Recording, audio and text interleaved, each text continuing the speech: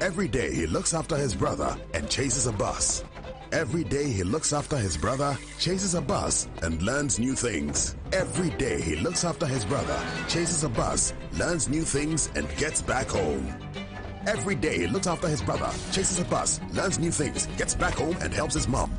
Phew.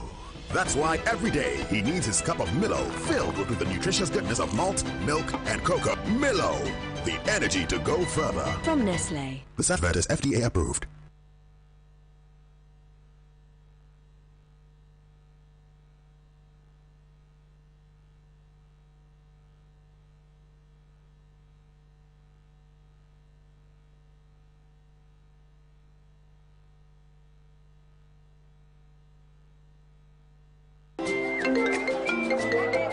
Hello, information. Madam, Me, I have still not got the money for that list of expensive building materials you sent to me. The price of the iron rods have been increased too much, had I? Madam, relax. Look, that's not why I didn't call you. I just visited IPCP, where the engineers told me everything about Trisako fast floor. Trawanko, please, those people are expensive. Are they not the people building those big houses in town? I beg going to cash in. Madam, in fact, I used to think the same until I visited their office today, and they gave me an estimate of how much it will cost. No, the estimate is free. It's cheaper than the one I even sent you. Wow. Building contractors, foremen, masons. Visit IPCP, the Trisako Fast Floor. Engineers will assist you build an affordable, faster, and stronger building. Oh, madam. It is done. Wow. Trisako Fast Floor. Stronger, faster, and affordable. This is a Trisako construction product.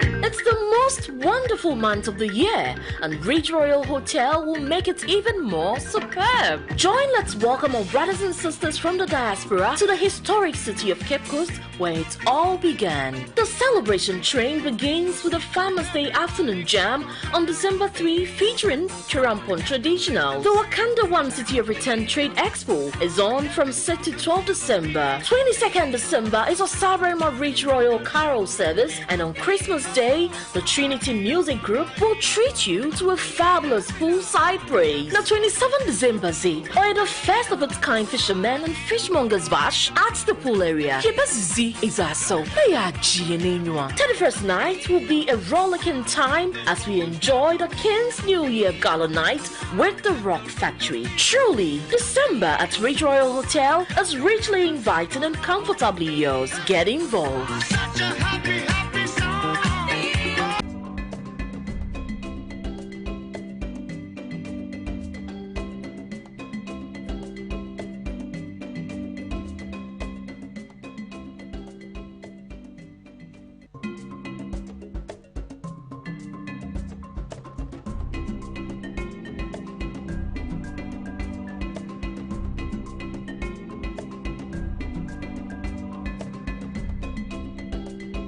Pleasant morning to you wherever you're joining us from. It is Tuesday, the 21st day of December 2021. Welcome to. I want to apologize profusely for the late start of the show. I want to apologize to my guests as well.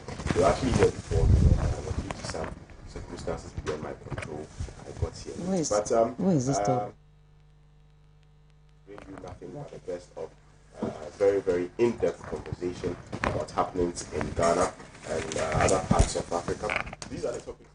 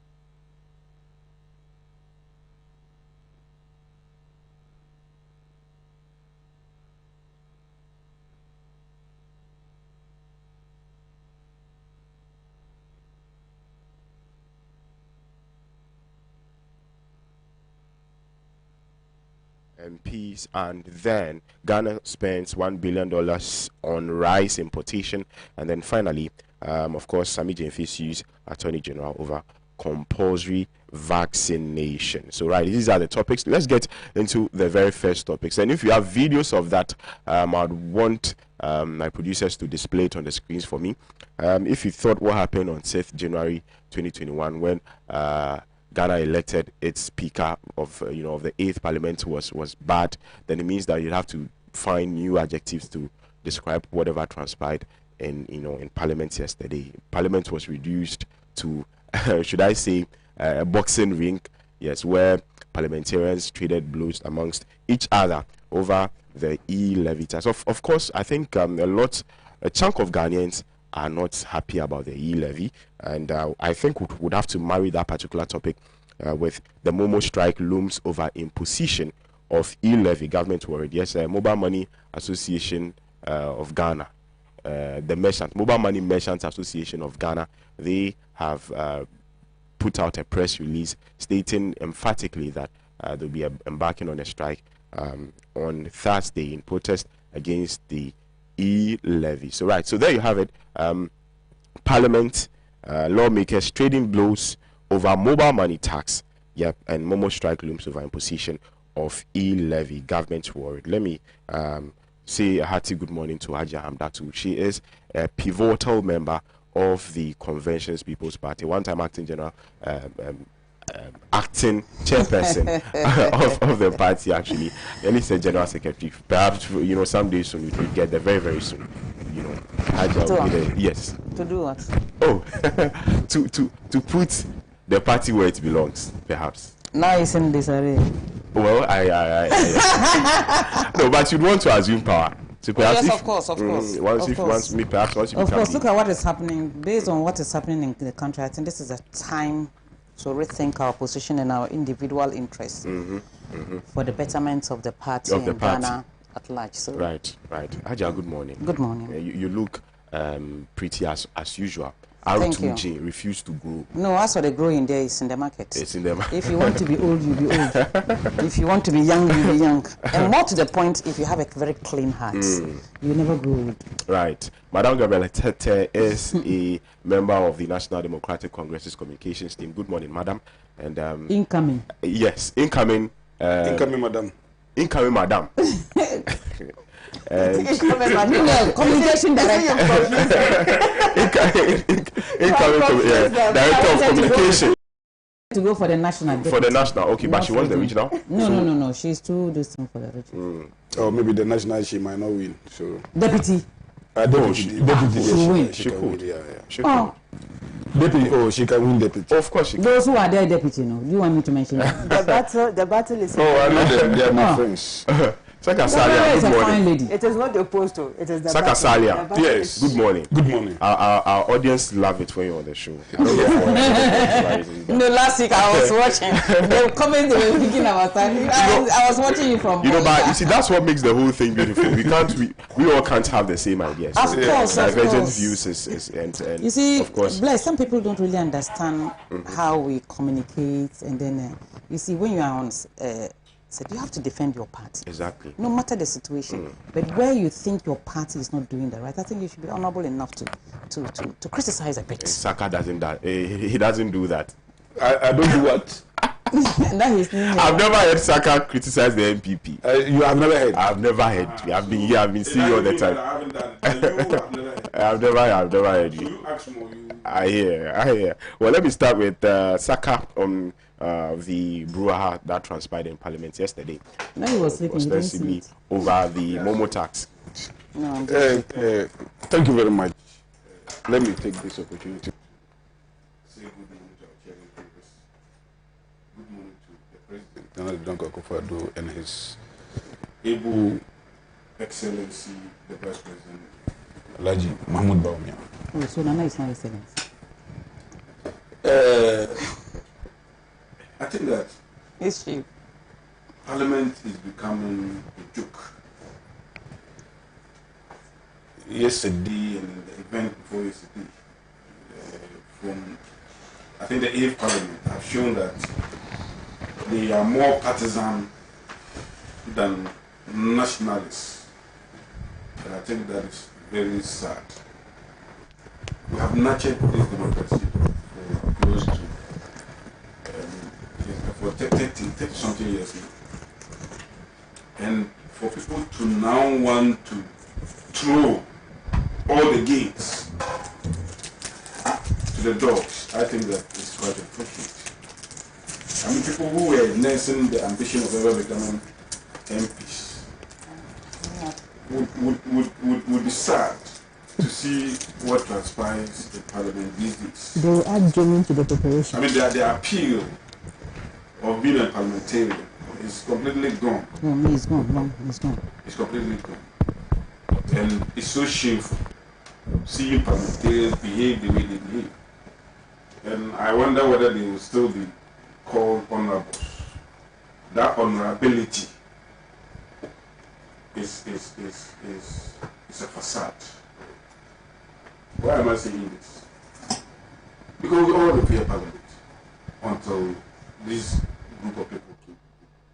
We all fear Parliament. But when we hear the name of every, if you are even in the midst of a parliamentarian, you are happy that at least an honorable person is in your midst. And they talk with reverence. But let's look at what is happening. From the speaker to the last person.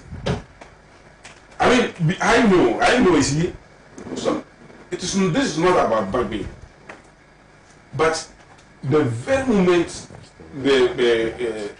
somebody from opposition won the speakership, I said to myself that we are going to have problems. And especially when the NDC started bringing these conspiracy theories, that when it comes to important bills and all those things, bargaining will not be there, bargaining will travel, and then the number of the MPP will be reduced by the fact that one of them will now preside and over that and all that. We saw it when it came to the budget itself. That one, somebody would say that he had already made plans before that. But we saw the ruling. There was nothing to write home about. The ruling at that time, that was, I think, to the 6th of November or so, when they ruled and said that the budget has been thrown, has been rejected and all those things. When it was perfectly clear that what they did was a nullity. But there's no way that a group of lawyers, and especially the speaker, who is an astute lawyer, would look in the face of Article 104. This is not an act, this is not just an act for some parliamentary procedure or whatever. This is a constitution. That says that you have to be, at least half of the membership of Parliament must be present before a decision is taken. Then, in the face of all this glaring imperative, the speaker, led by the speaker and the minority, decided that less than half of the membership of Parliament will go and take a decision to reject the budget. That was the beginning of the whole thing. Then the majority came and then overturned it. And it is now a problem. Because look, I would have, because when the majority came and then the speaker, Joe was supposed to counted himself as part of those present in Parliament, I think that it looks to me like a lacuna. It looks to me like a gray area where that we have never envisaged. And one would have expected a pronunciation of the Supreme Court by somebody triggering Article 2.1 for the Supreme Court to interpret it as to whether or not what the parliamentarians did was right or wrong. Because at the time of the decision, Joseph Wusu was still a member of Parliament. And then he did not go to vote. He was just counting himself as a member of Parliament in the House. And if the Constitution can say that the persons presiding should not have the presence or his presence counting, then it means that the constitution itself is not fair to the people of what was the name? Bekwai. Bekwai. Because the people of Bekwai, as at that time, need to be represented. What's going on? You understand? They need to be represented. And their MP was in the House, but their MP was not counted. So one would have expected some pronouncement from the Supreme Court, nobody has taken the matter and all that. And another thing happened yesterday. Bagby decided that he will fall sick. How can somebody decide that they will fall sick? Oh, no, I mean, you don't fall sick when it is time for serious matters. And then you quickly become strong when it's time for trivial matters. So anytime it is time for serious vote, then Bagby will be sick. So if you are sick, or if you are a chronic a sickler or whatever, just resign. He's not a chronic sickler, please. Just resign so that somebody who is capable can take the role of a speaker. And you said that you don't want to be an errand boy for the party, for the government, but you want to be an errand boy for your party. You remember that the confusion of Parliament yesterday was as a result of the absence of the speaker. That is the root of everything. Because the speaker decided that he would not be in the chamber to preside over the house, then a member, and we all know that we more or less have a hand parliament. Mm-hmm. We are leading the NDC just by one. And therefore, pardon? No, proceed. And therefore, if any shenanigan is ensued, and then one person from amongst you would now have to go and then preside, then it means that now the number will be at par. And in voting, when the number is at par, it means that the motion is rejected. The NDC knew that, and therefore had to put in place some of these shenanigans in order that they would reduce one person from among the MPP. And I also asked this question: what is the status of the Asin North MP, the Canada MP, who obviously should not be representing the people of Asin North? Recently, the court ruled when Chacho Chikata decided to go for a stay of proceedings and all that. And one would have expected that by now this case would have been done away with. So that the NDC, as we are speaking, should have been 136, not 137. You understand me? So I think that Parliament is becoming a joke. Look at what is happening. They don't even revere even the seat of the speaker. The last time Ashama MP decided to go and hijack the seat of the speaker and desecrate it. Yesterday they attempted doing that, doing same thing. So I think that this group of people who are occupying the House of Parliament should be ashamed of themselves. They are not showing by deeds that they are Democrats. They are not showing even by words. Is it the NDC MPs or both parties? I think that is more of the NDC MPs than the NDC, because right. I have not. You see, it is not politics. Let nobody think that, oh, because I'm an MPP, I decided I want to shelve the MPP parliamentarians and talk about it. You see, the NDC parliamentarians are the aggressors. They are the people causing all the confusion. And now it's as if you want to become an MP, you have to be at the gym. You have to have muscles, so that when it comes to fisticuffs, then you will be at the forefront. Right. And if you look at the NDC MPs, the impressionable ones, always want to cause confusion, always want to go fisticuffs, always want to be the loudest. And the MPP MPs are not like that. And even at West, what the MPP MPs were doing yesterday was that they were preventing the NDC aggressors from coming in. And they were standing, and then the aggressors were coming. And then they were defending themselves. So in that case, you cannot say that let's condemn all of them together. And I must say that why are they doing all these things? They're doing all these things because of the e-levy. They think that the e-levy to them, I mean, it's not the best of taxes at this moment. But is it only to them? That is the question. No, is it only to the NBC? Are they not fighting? They are the people making the ugly noises. Not the Ghanaian people. I'm coming. Not the people they represent. I'm coming. Right. As for Ghanaians, even the world over, nobody wants to pay tax. Taxation is something that people hate. I think that even in the Bible, you see that people don't want to pay tax. Even the US, where everything is about tax and all that, because we revere US and then we like them, and they are the richest nation, not because they have resources, but because everybody pays tax. So, in this our dispensation, it came as no surprise to me that the common Ghanaian, when asked to pay 1.75, will say that, oh, no, it will bring hardship. No person in this country would like to pay tax. I remember the difficulties it took before VAT came to the pass. I remember the difficulties and all that. You know, even Ghana here, those that pay tax, as was told us, is about 8 million people. And out of these 8 million people, I'm not talking about indirect tax. Out of these 8 million people, only 2.4.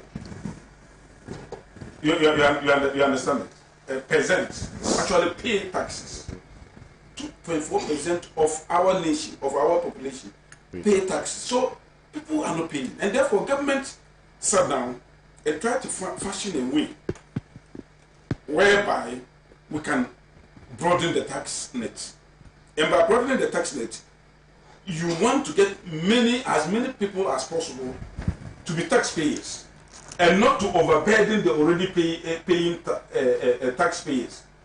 And therefore, government came with this new industry or emerging market that government itself has been helped to emerge by this mobile money interoperability and all those things. The government said that let's now leverage on all the works that we did to get to that has culminated for us to get to this stage, by ensuring that we get something out of it, because already MTN is already taking money from there, from the mobile money transfer, and Ghanaians and the NDC do not have problems with it. That the MTN is already taking money from both the receiver and the recipient.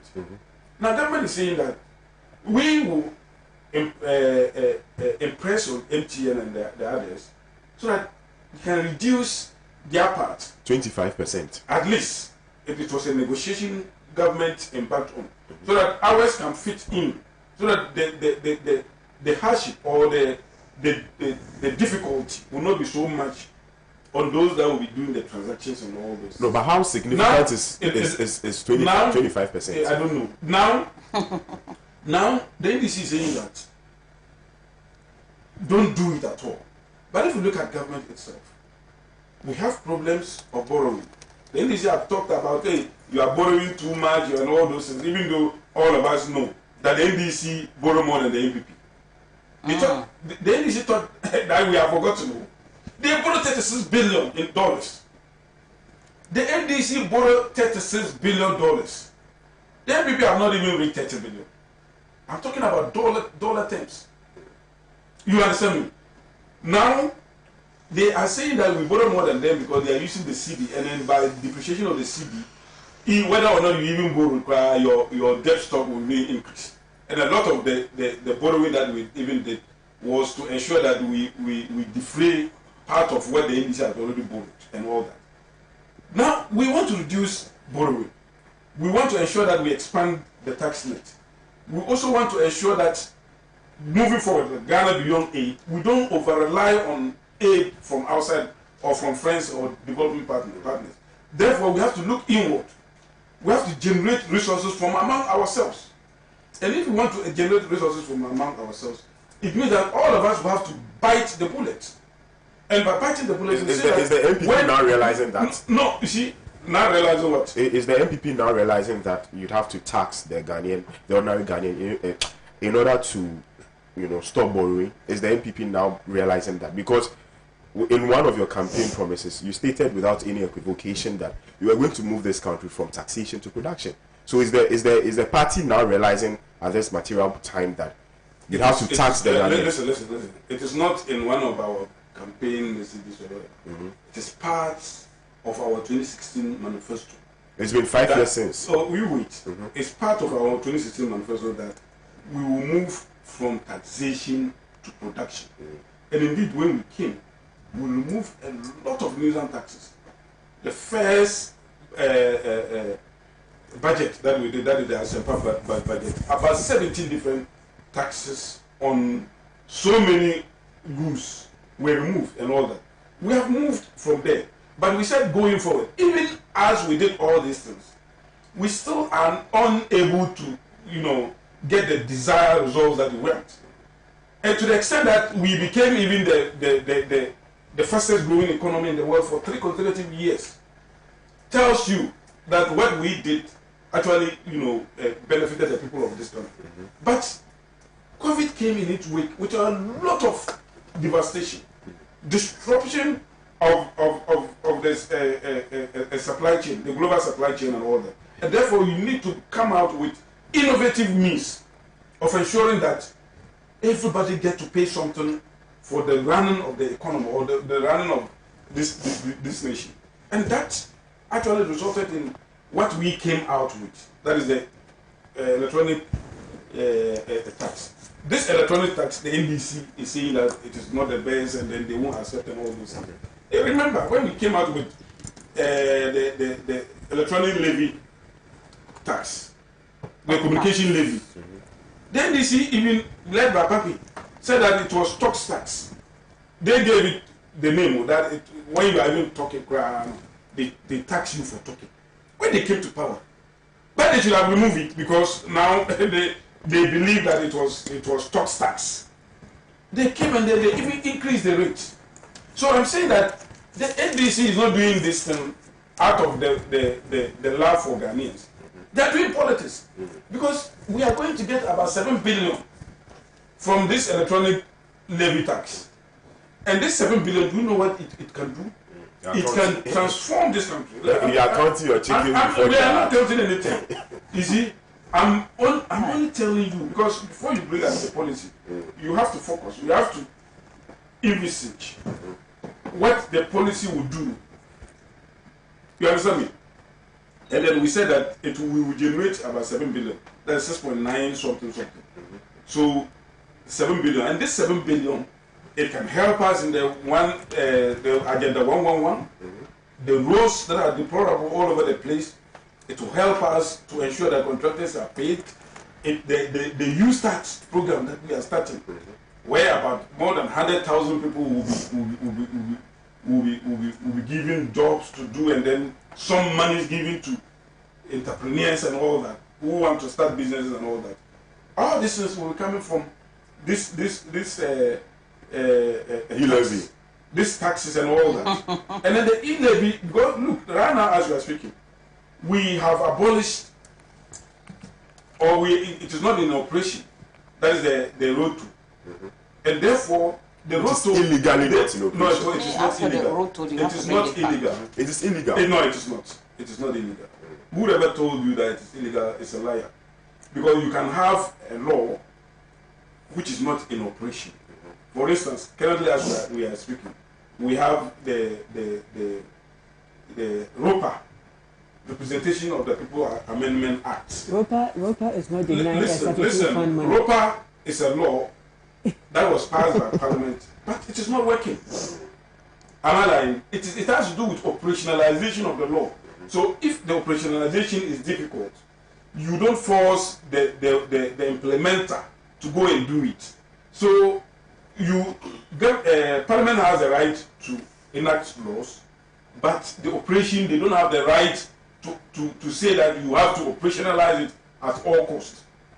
So I'm saying that all that the NDC is doing is just politics, because they know that if the MPP is able to implement this e-levy and then the money that will be accrued, Ghanaians will see the results. And once Ghanaians see the results, it means that the NDC would not be an alternative at all. Right. Because Ghanaians would have seen that the NPP would have done so much, because resources would have come into the exchequer that will be used to develop this nation, that will make the NDC highly improbable to even get near the flag house. Right. And that is the reason why they are doing all these things. Right. It is not because they love Ghana. And I'm saying that every taxation that is brought by every government all over the world, people will not be happy because nobody wants to pay tax. But it is incumbent upon government to ensure that once government know very well that this tax would inure to the benefit of the people, government will do any and everything to ensure that it comes to fruition. And that is what we are doing. But in concluding, in this case, I think that Parliament has been very shameful. They've not been helpful. They've not been honorable. The Speaker of Parliament should eschew his ways. The leadership of the minority should take leadership, because it's like John Dramani Mahama and then the party headquarters are remote controlling them. The leadership of Parliament themselves, as we are speaking today, are just shadowy leaders. They cannot have a stronghold on their own people. And that is the reason why we are into all this. You remember Aaron Issue came to say that they will not accept anything beyond 1%. And then U10, as they were whipped into accepting what leadership from outside Parliament asked them to do. And you remember even when they were going to even endorse certain MPs during the vetting issue, during the vetting committee hearing. The NDC, I mean, Sami Jefu wrote a letter from their headquarters asking them not to accept our Kumsin and some other two. But the NDC defied that. And I also remember Mutaka Mubarak telling Sami Jefu that he should not bring that his arrogance to his doorstep. So, but now, I still stand now. I think that even the minority leadership in Parliament has been whipped by the leadership of the party, and that is the reason why we are having all this confusion. So let them take leadership. Let them show that they are in charge when it comes to parliamentary affairs, and not be doing what they are doing. What they are doing, I think, is something that brings disgrace to this country. Right. And for that matter, the democracy that we have all held to build. Right. Thank you very much, Sir Kasalia. Very interesting submission there. I know my ladies will beg to differ, but let me go to Facebook and do a few of your messages that I come to Madam Gabriela Tete. You're going to have that before you come to me. So I can deal with the two of them together. Good morning. The government should be sensitive and listen to the masses. If not, he's moving us towards two things: impeachment or Fifth Republic. Well, that wouldn't happen. Well, Saka, some of the messages to you are so much on sorry, I can't read them. Okay. The lot of taxes you collected, what did your government do with it? Yet you want to tax Momo, that the poor man is making a living out of. Okay. Please, host, kindly ask the NPP man that how much tax does he pay? Okay. What have you used 22 billion for? That's Emmanuel Wakan. This one says, I know Saka will spoil the show pay. I was spoiling for them. Not the show. I would rather spoil it for the NDC. Amofa Felicity says, this man should tell us the money president spent on jet planes. God will punish them. Emmanuel Ashobo says, this guy doesn't know what he's saying. Shegu says, alright, I can't read this one. Send messages that can be read. Yes, you know, right? Please employ decorum in your messages. The insults, please, I can't. Okay. Because the government is the one you want to know. If you go and tell the chief that he has been insulted, so you have you have insulted. This one says, Abdul Latif Adam says, how sure are they that we'll be able to generate about 7 billion with e-levy? They should pass this bill and receive the shock of their lives. People will prefer moving with their cash instead of electronic. Saka, all these things are happening as a result of the arrogant nature of the NPP, from Lupo Dominic and Konya Bumbula. Billy Ebenezer says your argument is baseless. How much money did your government got since they came to power? What have they done with that money? Ibrahim Boss says good morning. Good morning from us, all of us, to you, Ibrahim Boss. Atia Eric Archimedes says your panelists must understand that at the moment the deputy speaker sits to preside, he's addressed as Mr. Speaker. Right. These are some of your messages. Keep them coming. Madam Gabriela Tete. Saka has spoken at length. She's still right. And I've seen you scribble a lot of things. Too much. That's why I wanted Hajia to talk. You know. So I can continue writing. And then when I finish, I'll put the two of them together. Then I deal with them accordingly. You know, but we've seen what happened. So is that your listen now? You put the two of us and deal with us. Yes, because I know you told this line. We'll deal with each other on this platform today. I know you told this line. We know the conversation we were having before you came. Right. I know but we know what transpired in Parliament yesterday. We saw the fight. You don't know what I'm going to say. I know what you say. And you are a member of the National Democratic Congress. The position of your party with regards to the e-levy has never been in doubt. The fact that not even 0.01% will be accepted. But we've seen the likes of Honorable Dapia Mekpo and Sam George. We've seen their, should I call it, should I say radical approach?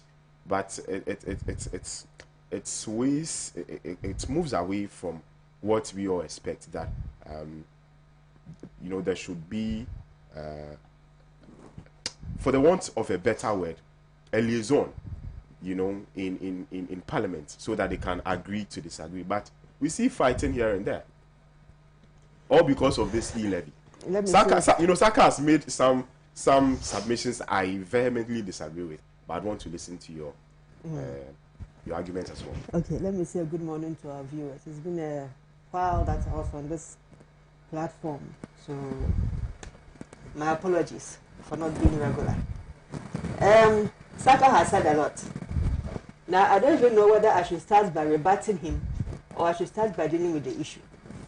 But to answer you, I'll start with you first. To answer you, you see, in politics, we have what we call the doves and the hawks. And the doves are the much more calmer people, like myself. And then there are the hawks who are more radical in their thinking and their approach, more vociferous, more action-oriented. And it's actually as a result of people's personalities and what they are willing to accommodate and what they are willing not to tolerate. So I think that for the posturing of Honorable Sam George and Honorable Dafia Mekpo, that really is their personality type. And Saka. Gabriela. Sometimes I don't know why you want to bring yourself into my family. You know very well that what happened yesterday was as a result of the actions of the MPP majority in Parliament. It had nothing to do with Speaker Alban Bagbe. Was he there? But does he have to be there every single minute? Doesn't he have other obligations to attend to? Better serious obligations. Yes, and that is why you voted for 2 deputies who incidentally happen to be members of the minority group. Majority group. It is the shenanigans of your LPP government that was colloquing your majority group in Parliament that caused the mayhem yesterday. Where in this constitution? So you took my notebook. You thought you could deny me from saying what I want to say.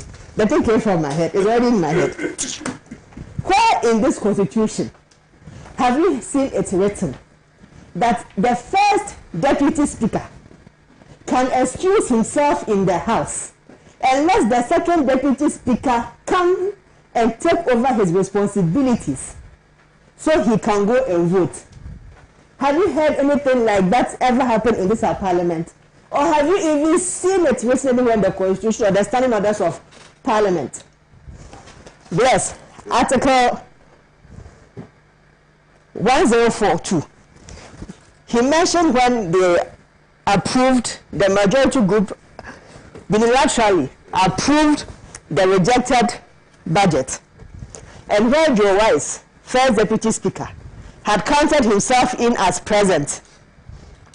Now, when Speaker Bagbin came, thank God, you know that day when I was watching Honorable Bagbin, for the first time I felt gratified that Ghana had an experienced parliamentarian sitting in as speaker, because the wisdom that man spoke that day when he returned back to his seat, and the approach with which he even forgave the mistakes of his first deputy, what would he have done? And moved the process on. No, but he could have rejected what they had also done. He doesn't have the power. And then call for the executive to bring a new to bring the new. He's not parliament. But they could have no. For his seniority, he could have advised that they should abrogate that arrangement they did because it was wrong. The man forgave and said, "Let's move on as a country," and that he even came with recommendations on how to progress. On those recommendations. Those recommendations. It's what has brought your government this far. He told your government, your majority group, that the various components of the budget that have been sent to the various committees, they should work on it. The finance minister should amend and relay, and then they'll reconcile both documents. Nobody mind him. And then before they sit and pass the appropriation bill. They start appropriation bill. Now, this is the reason why they are so bent on this e-levy. Trisako himself confirmed it. Without the e-levy, the budget is a dead budget. Why are we here? Because President Akufo-Addo has spent all our monies, and Ghana is broke. President Akufo-Addo cannot think of any other way to find the money to move this nation forward unless he comes and tax your Momo wallet.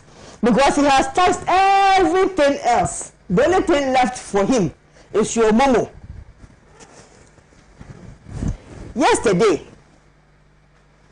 Last night, I was up till almost 1 a.m.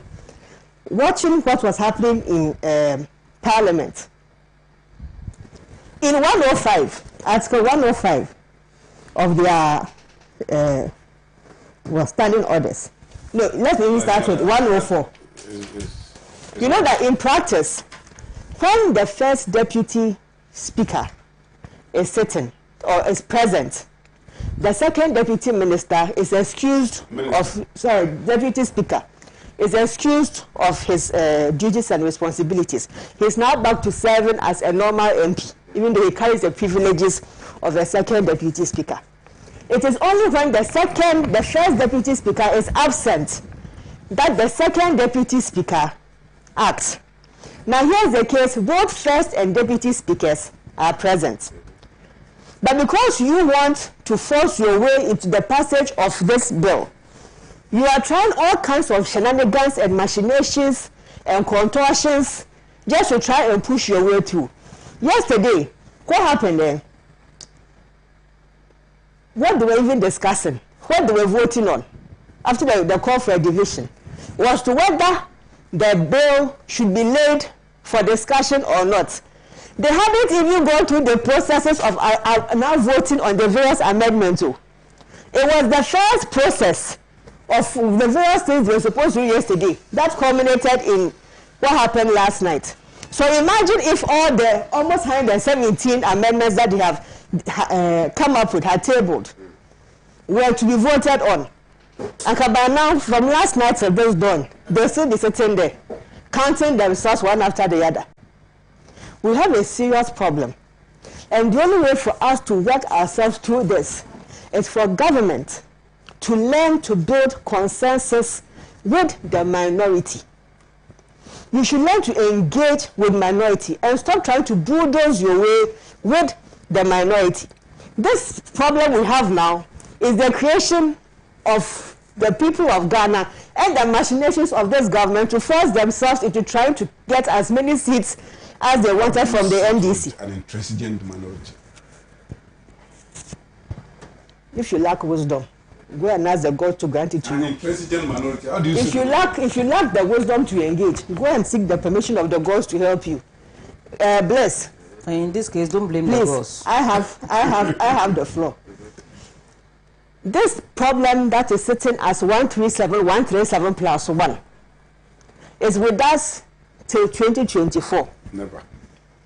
It is with us till 2024. Is going. It is with us till 2024.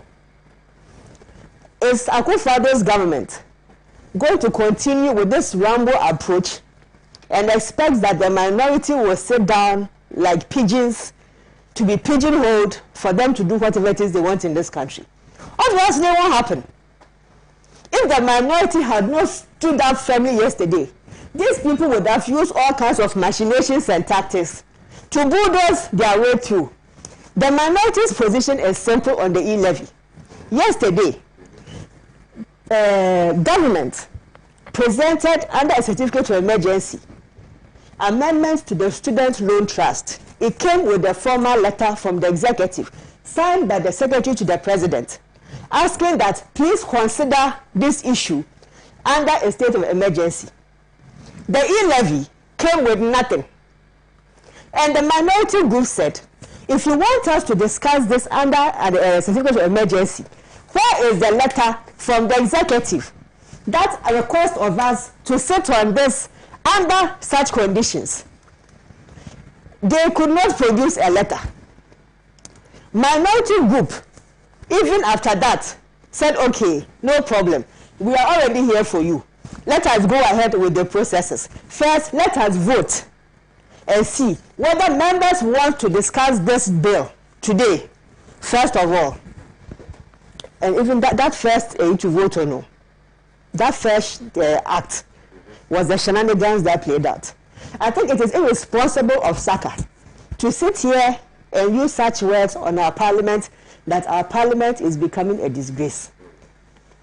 This parliament is full of honorable human beings. people of noble and respectable character. Okay. When you push people to the wall, and they'll definitely fight back. And yesterday, just like what happened on the 6th of January, the same thing happened on the floor of Parliament. It took strong and bold men to stand up. Else even Akufo-Addo would not have been sworn in as president without a speaker. And last night, the same men stood up again and defended the cause and the rights of the ordinary Ghanaians who are saying that we have issues with this e-levy. On Thursday, keep quiet. On Thursday, mobile money agents are going on demonstrations. They are the first group who will suffer when the Ghanaian says, I will no longer engage in mobile money transactions. If you need my money, come to my house. If you need my money, I will give you a check.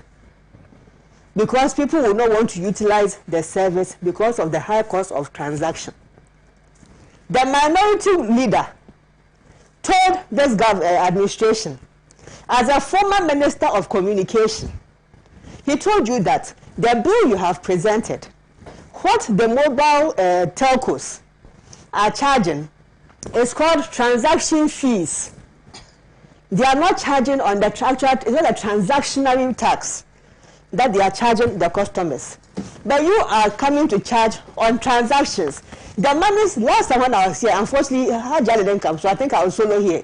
And I explained what happens in the mobile money ecosystem. Per the year, you can report that you've had 500 billion transactions. But the actual money on float could only be 60 million because that money has not earned anything. And it's just bouncing off wallet. But the computer will calculate it and say it is 500 billion transactions. When the actual money moving is only 60 million. So if this money is not earning anything and you are taxing it, you are rather eroding that 60 million to less. Disgraceful. You see, So let us not focus on who threw blows and who did what. Let us deal with the substantive issue, which is affecting the people of Ghana, the e-levy. Follow due process. You did not engage the telecoms chamber. You did not engage electric issuers. No, it's not the one. No, it's not him. Adumaku Kisi. Yeah. You like him or Harry No, this is Harry Potter is bigger. Issa, please, let's focus. We don't have time. Issa, So I salute. who is the social science research arm of the University of Ghana? Gentlemen, He was I'll take my things. preventing the hooligans. We are here to discuss serious issues. I'll mute your time with you. Madam. You see, Issa, who is the social research wing of the University of Ghana, has also told us that per the rate that you want to charge, it is inimical to the mobile money ecosystem. This is an ecosystem we are still trying to build. It's a baby. Imposing a 1.75% levy on this will affect the industry and the sector, and rather draw people away. The consultant who you engage to go and do this work for you actually told you that if you impose this 1.75, 24% of Ghanaians will stop using Momo. But they've intentionally closed their eyes to all those facts. And they are just bent on one single thing. 1.75%. We want to take our 1.75% by all means. Whether the system collapses or not is their back case. And you see, one thing we don't even know about the mobile money agents, how they accrue their money or how they make their money also is that when you come and make a transaction, let's say for instance, I send you money, I'm charged 1 CD. Let's say I send you 100 CDs, I'm charged 1 CD. It is out of that 1 CD that the mobile money will also gets get something, and then MTN or whichever network also gets something. So if you are looking at that money and say, look, you should reduce it by 25%, which is meager anyway, which is infinitesimal anyway, plus your 1.75%. Saka. No, it's just a matter of sitting down with government and then negotiating. But government has not even sat down with them. But not what they are doing. Are we mobile money agents? Well, respect. We are only advocating. We are advocating for them. So who should speak for them? The mobile money. If you are refusing to understand them, who should speak for them? Mobile money. Are they not Ghanaians? No, we are not Ghanaians. Are the mobile agents not Ghanaians? No, we rather. Are the mobile agents not Ghanaians? Majority. Who's majority? Ordinary Ghanaian. It's in majority. But are they also not part of the majority Ghanaians? No. If you say that one, I will not support you. You see, that's why I wanted the two of them to come together. So I can deal with the two of them. I didn't listen to. I didn't hear that. They tell me. I know what they discussed about, but I don't care. So let's finish with what happened in Parliament. So the truth of the matter is that what happened yesterday was the creation of an LPP administration that does not listen to council, that is bent on doing their own thing, pushing their own agenda, don't care what happens, don't care whose ox is God, don't care who is hurt, don't care what is destroyed, so long as they achieve their aim. Now, Saka said a lot of things. You see, in taxation, there's direct taxes and there's indirect taxes. Now, direct taxes are pay as you earn. End of the month, they calculate your salary, you pay your income tax and all that. But unfortunately, because we have a larger informal sector, we are able to get some amount of money from direct taxes. So government has to find other ways of generating income from other sources, which is the indirect taxes. So there's tax on petroleum, there's VAT and NHIL, get fund on when you buy consumables and all that. And this attempt at an e-levy is another of those indirect taxes for government to make money. We are not against government trying to find revenue sources. The problem that has been raised and echoed and repeated and drummed down that government is refusing is 1.75%. That is the highlighted issue there, that they just don't want to see reason. Now, you see, in this same mobile money thing, when you pay 100 cedis, you know the networks don't charge on 100 cedis. Even for Vodafone, it's free. Zero, yeah, it's free on Vodafone. MTN 0 to 100 is free. No, 0 to 100 is free. Go and check. Is it now? Yesterday I transferred 100 to somebody. It was free. Oh. If they are charging you, yes, I can show you my mobile money wallet. So government says that it will be free. So it is already free. It is already free.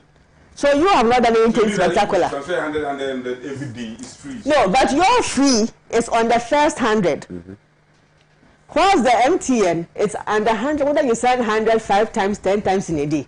So if you want to send 500 and you want to dodge the 50 pesos, you can do 100 to the same person. It is free. They, on the other hand, say we'll just take that one free 100. Subsequent, even if you do 20 cedis on the 100, we'll charge the 20 cedis. They say you don't want to do. Now, he mentioned that they have borrowed, we borrowed more in dollar terms, and they have borrowed less. In our dollar term borrowing, we have plenty things to showcase with our dollar term borrowings. We also have. Which one? Okay. Free SHS. You did not borrow dollars to go and start free SHS. You did not go and borrow dollars to go and do planting for food and jobs. The planting for food and jobs is a Canadian grant, 50 million, long ago from NDC. Oh, now he is saying that the reason why it appears that even though they have not borrowed a lot in dollar terms, it looks like the figure is huge, is because of almighty depreciation of the city. Who is responsible for managing the city? It's not your government. So if you are failed in the management of the city, and the city and the exchange rate are exposing you, you are now coming to tell us that we borrowed more at 3.72%. So 72 pesos when we were leaving office. So your 6.5 cities today. 6.5 cities today. The pound has already broken the 8 and is Usain Bolting. By next year, the pound will hit 9 cities. In fact, if there's any UK person watching, send me a Christmas gift. It will do a lot of things. So let me conclude. In conclusion, he says that we can put so many taxes on nuisance taxes. So they came and they removed all our nuisance taxes. Okay. What they call nuisance taxes for us was the VAT that we increased a little on 6 items. They removed those items. It was on real estate, on imported medication, because we had invested in domestic production of some medications, and we wanted the Ghanaian local manufacturers to be able to produce those drugs. So we imported ones to make them more expensive, to protect domestic industry. You understand? They removed it. Then domestic airline tickets. How many Ghanaians, when you go to VIP, you don't see the queue there? How many Ghanaians travel by domestic airlines? For you to go by domestic airline, your pocket must be fine. So if we tax you small, it is the rich we are taxing. We are not taxing the poor like what you are imposing on Momo. We are looking for the rich people to come and pay more. So how about the what is in principle? What is the principle? What is the principle? The poor people are more interested in finding their daily bread. So the catalan you impose, please. So now, first they removed those taxes. Let me show you what they did. Where's my glasses? I hope I can read that. Okay. So when they came after removing the taxes, they increased VAT by 5%, and they increased it on luxury car tax. They introduced luxury car tax, 3% VAT flat rate. They brought COVID-19 tax, sanitation tax, 5% national fiscal stabilization levy. What should have expired in 2017? They extended it. 2% component on special import tax was maintained. The 1% was taken off. They increased ESLA, 30% for 15 years. They increased communication tax by 50%. No, they increased gross margin. They increased gross margin. Tax. They increased communication. When people complain, then they come and reduce by 50%. Then they increased gross margin by 100%. Then they increased the reverse benchmark values by 50 and 30. Now, my last thing. You just lied. You see, on the tolls are charged to feed a statutory fund, the road fund, which is backed by an act of parliament. That act tells us that road fund is taking her monies from road, tolls, bridges, and petroleum taxes. All right. You take the components of bridges and roads out, and you deny the road fund resources. You did not go through parliamentary processes to terminate those charges. You don't need to go through parliament. You say parliament doesn't have to approve those processes. Yes. Very well. As it is, you've caused financial loss to the road fund. Because from the 17th of November till today, 21st December, that your e-levy has still not been passed. The road fund has lost monies. And your 1 million Ghana cedis. This government owes contractors 9 billion. In the budget, you've only made provision for 1.75 billion. So the remaining 5.something billion, where are you going to get the money from? And you are sitting there telling us that. You are telling us that the bank is paying them. Yes. So now we have to go and pay the bank. Now you are telling us that you need the e-levy to go and pay for the roads. You need e-levy for the roads. So why didn't you maintain the tolls for the time being? When you get your e-levy passed, then you can terminate the road. As your finance minister, for first time, wisely said, instead, as usual, you bulldoze your way, Rambo style your way, and think that is the way of doing things. Right. Well, I'm not finished. I still have one more paragraph to talk about. I'll give each one of you the chance to respond. Roper that he used to compare. Roper doesn't earn any money for this country. So, I'll do in fact, Roper has a cost to this country. This one says, the money the president is using to rent private jet. Does this guy know what that money can do for Ghana? Emmanuel Ashubo. A.U. Farouk from Tamale North says, good morning. To say the NPP government is making our democracy unattractive and disgusting. Those who touted them of being the masters of law are today disregarding the law from the executive, judiciary, and the legislature, which is parliament currently under hostage by the NPP majority group. I urge the minority group to stand firm and kick out the insensitive e-levy out. That Chomo Francis says, please tell the MPP man that should stop mentioning Mohammed's name if he has nothing to say. Ewun Toma Munio Nurudin says, tell the MPP stop this talks. Is the MPP person the only person they see on the They should answer me. Why are they sending even their pregnant? Okay, right. Why are they sending their pregnant wives to the US and UK to deliver babies? I said, You the NDC. The MPP. Dominic Loco says, do you know where's Loco? MPP thinks they can bully their way through again from Loco Dominic Kunyabumula. Where's Loco? Where's Loco? Courage. Is Loco and James Obiba says, in fact, Ghana is for all of us, not for only MPP. Alaji Faisal Makeri says, this e-levy is not the only tax that will transform this country. So think about it again. Nana Kujo says, they are tax collectors. Okay. Emmanuel Ashoba said, please tell Saka we want accountability for the previous taxes they collected. Let the government show us what exactly they use their money, and that even can encourage Ghanaians to pay the taxes they want from us.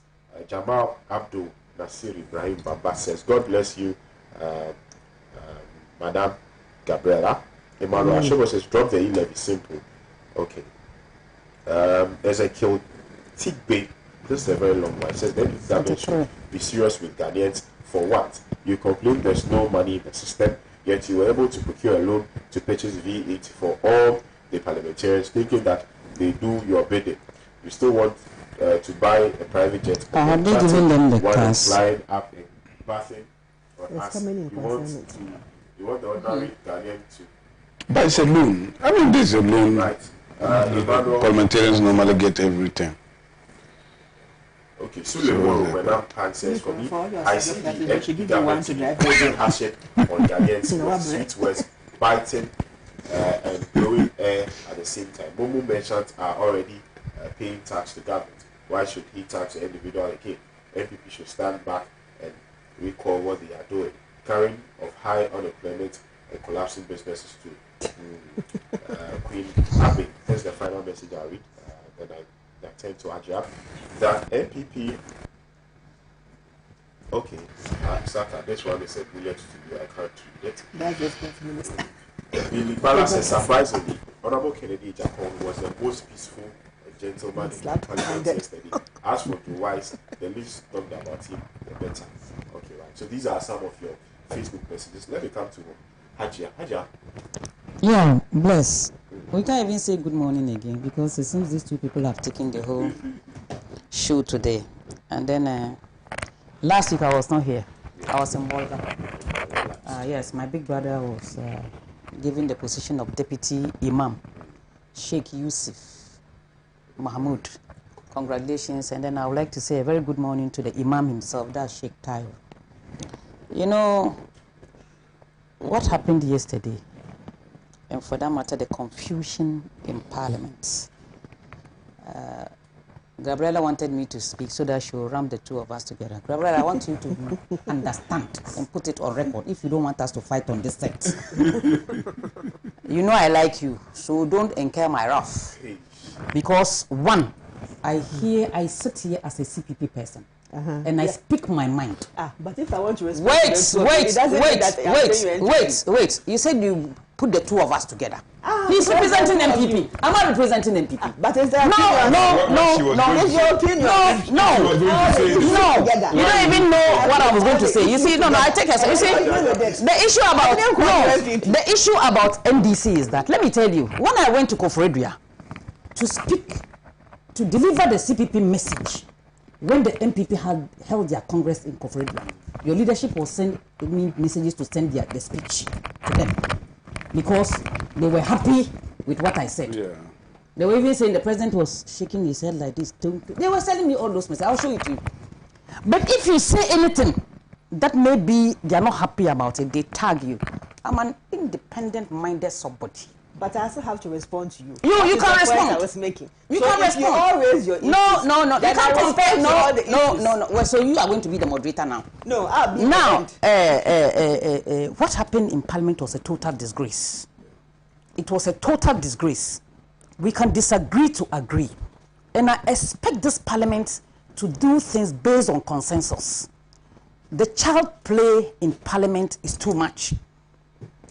Look at what is happening. Children are watching.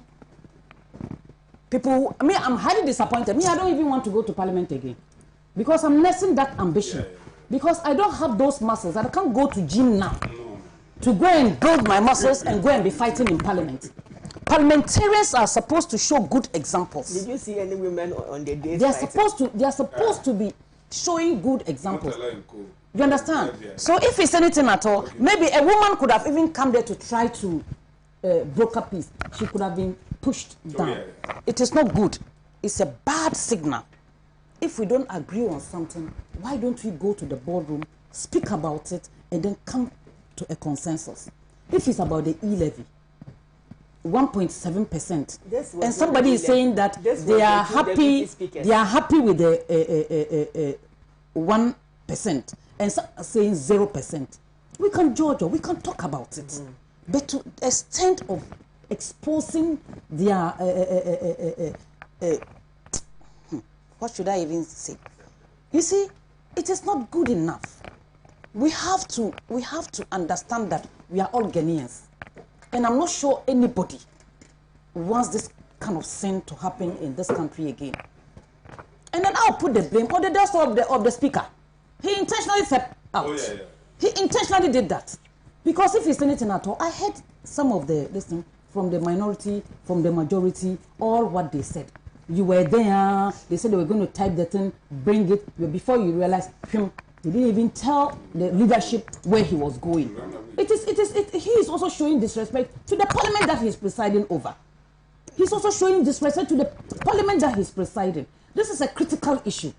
You could have even said, okay, fine, I'm not even going to allow this thing to be done. Let's go back and discuss it and bring it back. You could have done that. You could have said that no voting. Why? Because I think still tempests are high. There are no agreements, and so. Let's go back to the drawing board and see whether we can build consensus. But you intentionally speak out that you are sick, you are going to take your medicine. The first deputy speaker also said he's also sick, he's also going to take his medicine. You see, we are playing with the destiny of this country. Do you understand? When it comes to... The president didn't say he's sick. He said he's going to vote. No, he said he was going to take his medication. Did you watch them last night? No, I didn't watch. I watched, and I'm telling you, I didn't watch. He said he's going to vote. I didn't watch. You see, Bless, what I'm not happy about is, look at the way, when the second deputy speaker was coming, the rush in which they were coming to snatch the chairs again. What's the meaning of that? That is the What's the meaning of that? That's of the issue. You see, in fact, we should have to be serious as a country. Me, in fact, I'm highly disappointed. I'm not happy with what is happening in Parliament. CPP we have stated our position on this e-levy. You remember me saying that we should rather tax the profit that is being accrued by the telecoms, because I think the telecoms are rather milking the nation, and so on and so forth. So, for me, what has happened is like everybody has taken an entrenched position. The two sides, they've taken an entrenched position. But if Ghanaians are watching this morning, the parliament that we have is not parliament. Why? Because these people have taken an entrenched position. If other political parties were to be in parliament, I'm not sure this will happen. That is why the CPP, we must put our house together. We must put our house together. I agree. And make sure that we bring that change that the Ghanaian people want. Because if it's anything at all, when it comes to something that will suit the parliamentarian, nothing will be heard about it. But if they disagree on something, depending on how they are whipped, their leadership will whip them. That is how they are going to. So for me, my party, I'm telling you, Bless, if you are not able to mobilize properly as a party, I'll resign. I'll just leave. Because look at what is happening. We used to have about 5 parliamentarians. We came to 3, to 1, to 0, to 1. Now, zilts. You understand? So this is a cause for us to be concerned as a party. We should be the better alternative. We should be giving alternative policy solutions to this country. So, that the MPP wants to say that as soon as they say this, though they will stick by it and they will never budge. And then this will also say they will also not move a step forward or step backwards. I'm not sure Parliament is supposed to be like that. Yeah. We should build consensus. Exactly. We should build consensus and not be throwing blows for people to be watching. You understand? So if it's anything at all, you see, both sides went with a mindset that we are going to face them, boot for boot or boot for Chalawati. But is it in the interest of Ghanaians? That is the question. Is it in the interest of the ordinary Ghanaians that the NDC parliamentarians will say that, look, we are not going to kowtow to the demands of the New Patriotic Party? No, it's not about kowtowing to the demands of the. It's about looking at the broader perspective of the whole thing. If the executive or the majority are saying this is what we want, why there shouldn't be any middle ground? Because why they are saying they are all miles apart. That is what I'm talking about. There shouldn't be any middle ground that they can discuss and then build a consensus. Because I remember the minority leader saying that the 1%, he was a bit convinced when he met the leadership of the ministry or those stakeholders. Fine, but the CPP are saying no. But we are not in Parliament. You understand? But they are in Parliament. Why can't the two sides sit and look at what will inure to the benefit of Ghanaians? You understand? Some people are even shouting. People don't even know what is happening now. And I'm telling you, and the government, I feel, the government, those bringing this e-levy, have not done a good job by explaining where it's going to be taxed. Well, because my understanding is that any e-transaction is taxed. But somebody told me last week that is not it. It's only Momo. So I asked, what about monies being sent from abroad? That is not going to be taxed. But it will be taxed. That is what I'm saying. That is not going to be taxed. So that is what I'm saying that you see. That is what I'm saying that there must be some explanation for people to understand. If you move money from your bank account to somebody else's Momo, you'll be taxed. If you move it from your bank account to your wallet, you will not be taxed. But if you move it from your bank account to your wallet to somebody's Momo, you'll be taxed. That is what I'm saying. That is what I'm saying. The whole thing is in total confusion. Because I have the e-levy bill. You see, tell us this, that. You understand? Because me like this, if they are going to charge this, and I'm going to send money to my brother in Bolgatanga, he has an account, bank account. I'll just go straight there and go and put it. But how many Ghanaians can do that transaction in the banks? I'm sure that's why they because of the 1 cedi that you pay to government for your roads, that you want to go and do different things. I mean, I don't get it. No, you don't. You are not getting it. No, you. But you see, I'm talking about the general Ghanaian. You see, that is why I'm saying if you are bringing something that most people don't understand, why don't you explain? That is my point. Why don't you explain? We are explaining. Who you see, but the loud NDC hooligans in Parliament wouldn't want us to do the explanation. Are you listening to? Are you hearing what the messages they are coming because of you? Oh yeah, I'm not understanding this. I'm hearing the messages. These are partisan people who are texting. For me, bless. We know them. This country, and for that matter, the parliament that we are having now, I think other smaller parties must be learning some lessons from it, because I think we can bring that difference. We will be able to, you know, when Samia Yaban Nkrumah was an MP, she votes according to what will benefit Ghanaians. If she thinks it's not, she votes against it. You understand? We have to get people like Hawa Ogede Mehe, so rest in peace, independent-minded people, because whether we like it or not, MPP, NDC, they've taken an interest, and it is a partisan line. Right. Haja, let me ask this question. What percentage would you think would be ideal for this e-levy? Oh, for me,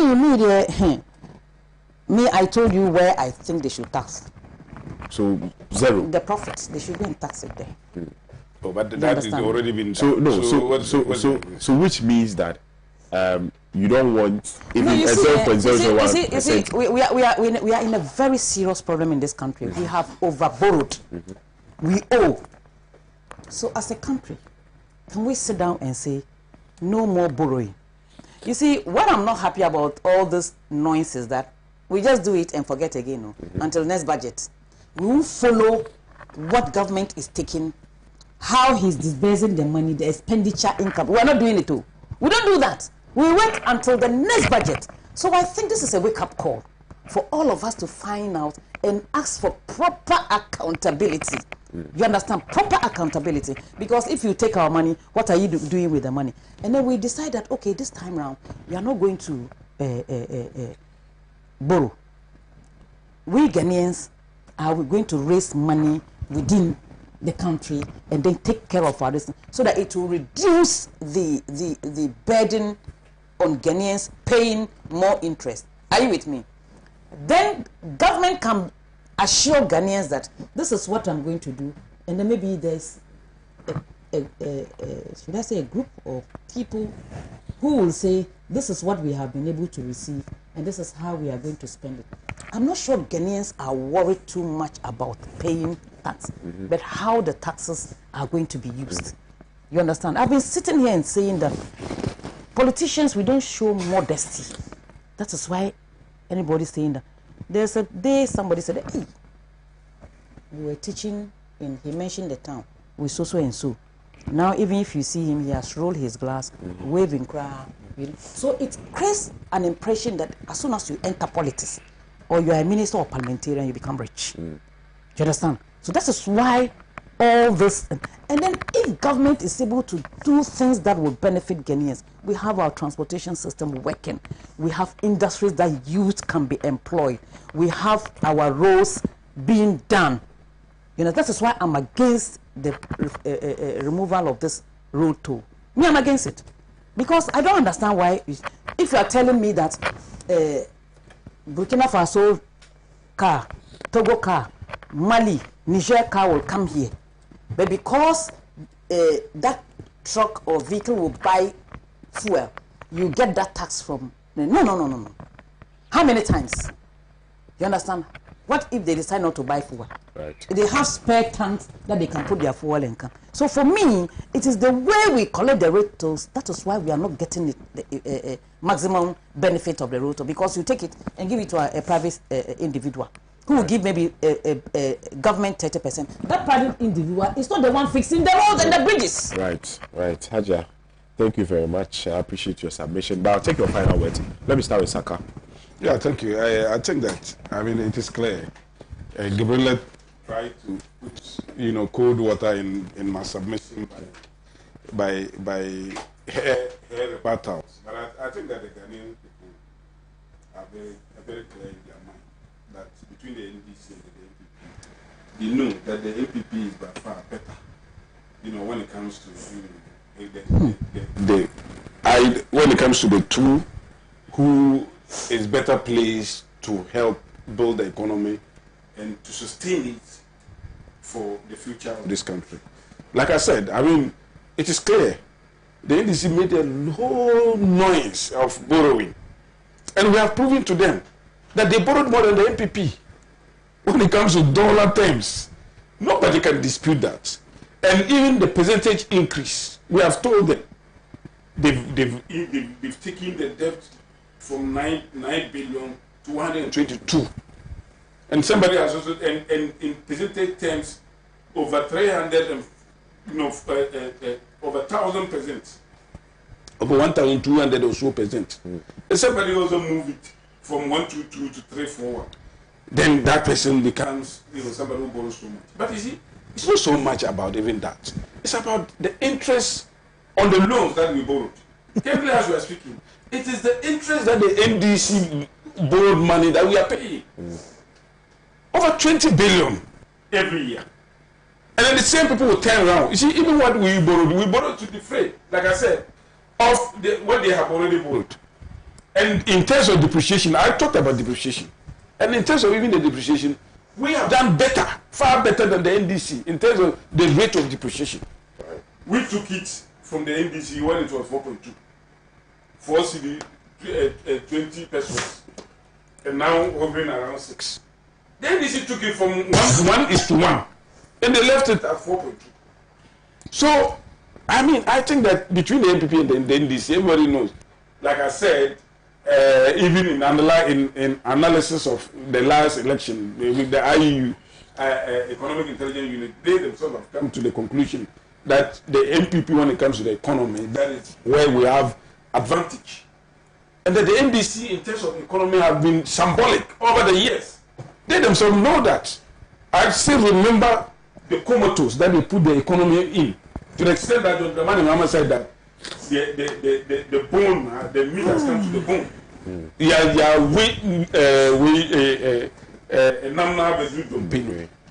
They took us to Senchi, where please, those 2 minutes. Ekwadonko led the charge for us to get homegrown policies, just to get policy credibility. And the same people will turn around. Now, as for NPP, it's not as if we are saying that everything is rosy. Indeed, the president admitted at the Congress that he said it's not his fault. He knows that things are hard. But we all know that it cannot be his fault. Whose fault is it? Listen, we know it cannot be his fault because when we took over power from 2017, consistently we have been the fastest growing economy in the world, not even in Africa. We have done so much, even in terms of deficit, in terms of even surplus, in terms of even debt to GDP and all those things. We have all the indices. We have done so much until COVID came in. Right. Thank you very much. And I told you, and I told you the disruption of the global supply chain. Right. And it is not only about Ghana; it's the whole world. Right. Every country in this world is reeling under the devastating effect of COVID. Right. So if the president says that it's not his fault, so why they have borrowed 341, which is the interest and the loans they are paying for from our 122. So it means that it costs 219 billion to pay for NDC's loans of 122 billion. You see, I appreciate it. I understand. You see, you will never understand. This is your own calculation. He says when they took over, the dollar was 4.2, but we took over when it was 1.1, 1:1. When you go and do redenomination of a currency, and you don't back it with exports to protect and hold your currency at that one cedi to a dollar, this is what will happen. When you were doing the redenomination, what variables and assumptions did you make? What tangible gold reserves did you use to back our currency?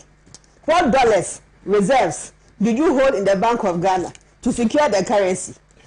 When we were coming into office, our dollar reserves were depleted.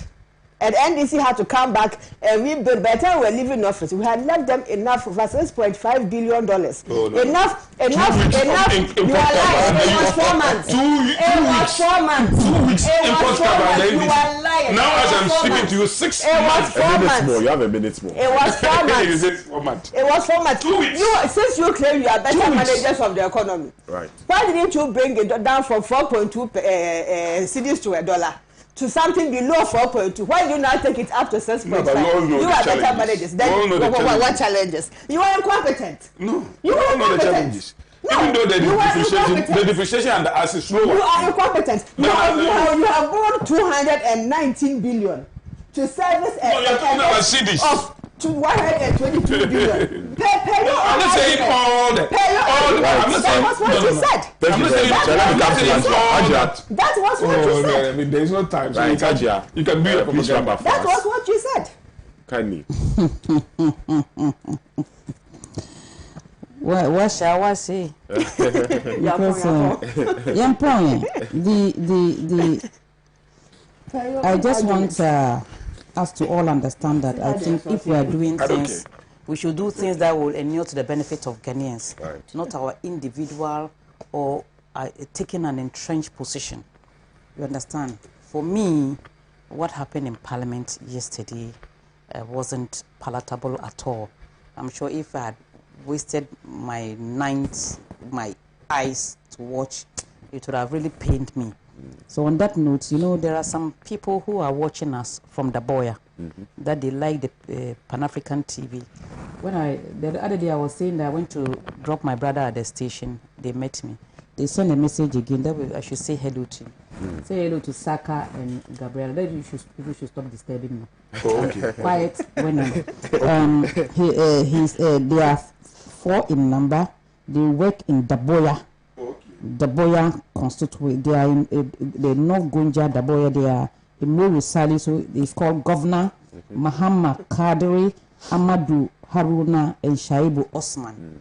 Good morning from Pan-African TV. You should keep on watching Pan-African TV and encourage more people, because here we disagree to agree. Exactly. And we sit here to discuss, and this is the station that gives all political parties equal opportunities, whether we like it or not. Some stations sort of discriminate against especially the supposed smaller parties. And I have to applaud Pan-African TV. You know, we are getting to Christmas. Maybe we will not have another opportunity to come before Christmas, isn't it? So that's why I'm taking this opportunity to thank the Pan-African TV for doing your woman's job by giving us all the opportunity to come. You will see a very young and new faces representing the Convention People's Party come 2022. Inshallah, Thank you very much. Inshallah. Thank you very much.